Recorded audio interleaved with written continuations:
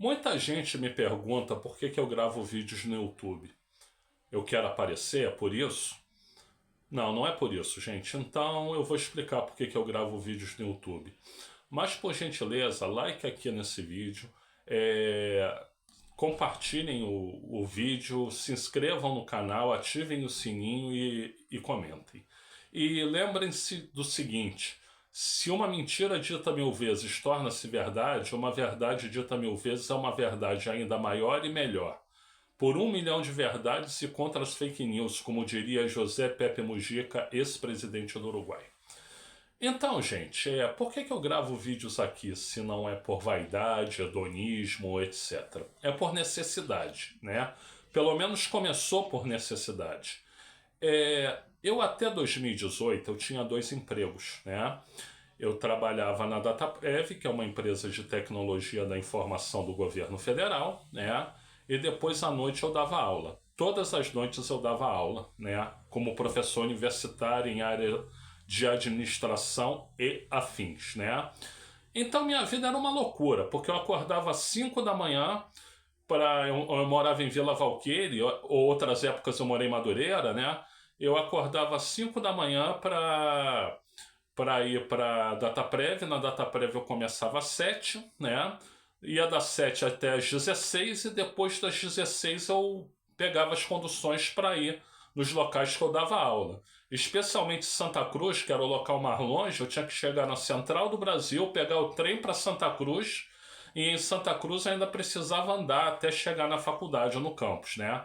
Aí das 19 até as quase 23 eu dava aula, eu chegava em casa por volta de meia-noite, ainda ia comer alguma coisa, tomar um banho, ia dormir meia-noite e meia, né, para 5 da manhã do dia seguinte estar em pé. E ainda dava aula sábado de manhã também, né? Então a vida era muito sacrificada, porém eu tinha uma boa receita, porque eu tinha 2 empregos, né? O emprego da Dataprev e o emprego da Estácio. Eu ganhava mais ou menos a mesma coisa em cada um dos empregos, né? Em 2018, a Estácio me demite, né? Eu já contei essa história para vocês, né? Eu tenho certeza, porque a Estácio estava fazendo um processo de demissão em massa de professores antigos, né? Porque professor antigo para Estácio representava professor caro, né? Então todos os professores com mais de 15 anos de casa iam ser demitidos. Minha hora ia chegar de qualquer forma, né? Mas eu não imaginava que fosse naquele momento, porque naquele momento eu estava sendo premiado, né? A Estácio fazia uma premiação das melhores Estácio do Brasil, né? E no ano de 2017 a eleita foi o Campus Via Brasil. Eu trabalhava no Campus Via Brasil. E em 2018 ganhou o Campus Via Brasil de novo. Em segundo lugar ficou uma Ourinhos em São Paulo. Em terceiro lugar ficou Santa Cruz. E em quarto lugar ficou Sulacap.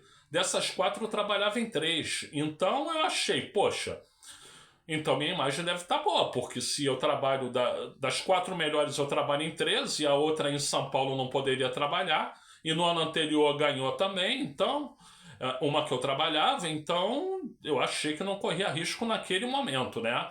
E só que eu fui cair na asneira de falar o que eu achava de Jair Messias Bolsonaro em sala de aula, né? Exatamente em Santa Cruz.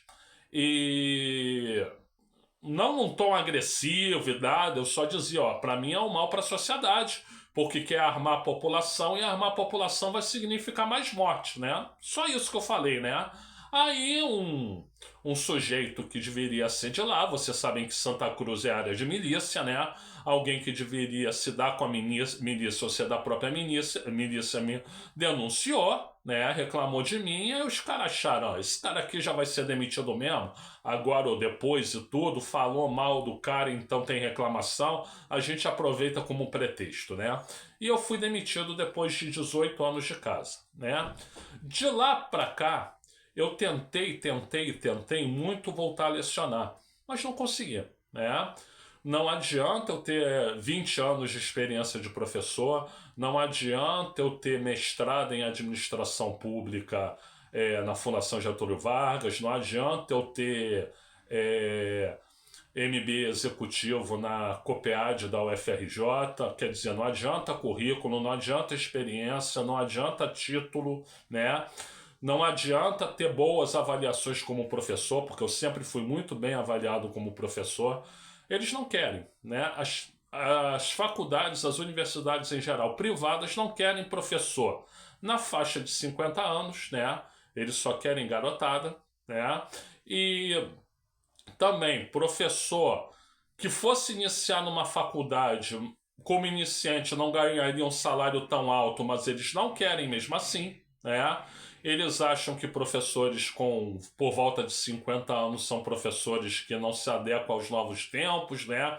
Que a pedagogia deles é uma pedagogia superada e ultrapassada. Então eu procurei e não consegui.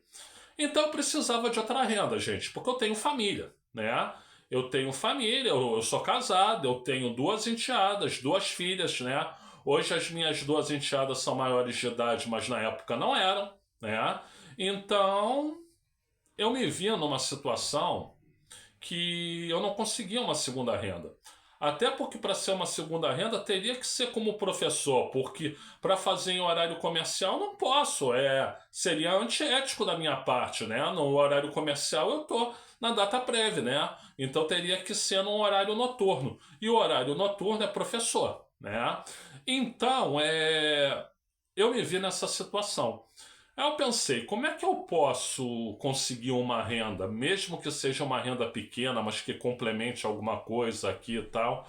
Eu posso começar a gravar vídeos no YouTube, né? Então, se eu conseguir monetizar, eu tenho ganhos com os vídeos no YouTube. Eu vejo esses vídeos no YouTube quando não tiver na data prévia, no expediente normal, e faço nos finais de semana também. E é uma alternativa, não é uma alternativa que vai me dar o ganho que eu tinha antes, mas pode me dar algum ganho. Por isso eu comecei. Agora, gente, eu comecei. é, Quando eu comecei, eu entrei claramente por causa da situação do dinheiro, né? E também pelo seguinte, eu tinha um blog e o blog eles cinco, seis pessoas assistiam cada postagem no blog, então era uma coisa como se não fosse nada, né? E um amigo meu me deu essa ideia do YouTube em relação ao blog. Cara, por que que em vez de você ter um blog, você não cria um canal do YouTube? Você vai ter muito mais visualização que você tem visualização das leituras dos teus posts no blog, né? Aí eu achei uma boa ideia e me aventurei. Mas aqui eu achei uma coisa muito legal, que foi o seguinte: eu tenho a oportunidade, embora eu escreva muito melhor do que eu fale, né? Eu tenho a oportunidade aqui de verbalizar. E verbalizando, eu estou meio que cumprindo a função de professor. Então, o meu lado de professor que estava adormecido foi um lado que foi meio que recuperado aqui pelo YouTube, né? Eu posso, né? Inclusive eu dou aulas de administração aqui, né? Então eu posso falar, né? Como eu falava com meus alunos, né? Não é direto, não é ao vivo, mas é uma maneira de eu falar, de eu me expressar. Então teve esse ganho também, né? Finalmente, gente, por que que eu escolhi política? Porque eu acho que a gente corre um grande perigo aí, em 2026, né? Dessa turma nazista voltar, dessa turma de extrema direita voltar. Então, se isso acontecer, vai ser uma tragédia para o país. Vai ser uma tragédia para o país. A gente vai perder a nossa soberania, a gente vai. Os pobres vão ficar cada vez mais pobres, né? As pessoas vão perder a liberdade. Se duvidar, o cidadão, se for o cidadão, ele está inelegível, né? Mas se tirarem a inelegibilidade dele, for ele, né? Ele vai promover tortura, como ele sempre prometeu, porque no primeiro governo ele só não fez porque teve grande reação da sociedade civil, né? Então eu acho que é meu dever moral, nesse momento falar mais sobre política, né? Para evitar que esse pesadelo aconteça. Se depois de 2026 eles não ganharem, talvez eu comece a falar mais sobre outros assuntos, como cultura, música, né, leituras, né? Mas nesse momento o foco é a política. Bom, gente, é isso. Eu acho que está bem explicado. Eu sou o Luiz Felipe Chateaubriand Eu agradeço pela assistência, muito obrigado a todas, muito obrigado a todos. E se puder, ative aí dê uma olhada na descrição desse vídeo.